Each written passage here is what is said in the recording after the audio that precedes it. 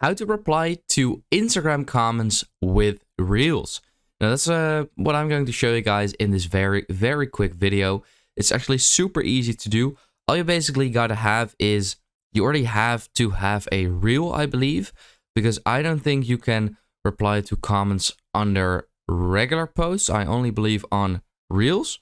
So you want to at least have one Reel, and then this is just a random Reel I just posted. I'm gonna go to the comments, and here is a comment from that account. So I'm going to click on reply, and right now on the left you can see a blue camera icon. Now that is exactly where you wanna click on, because that allows you to reply to a comment.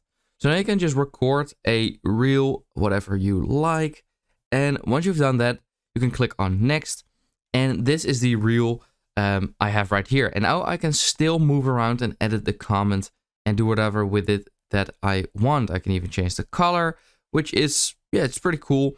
And yeah, I hope this quick video helped you out. Please leave a like and let me know in the comments if it worked, and I'll see you next time. Have a good day.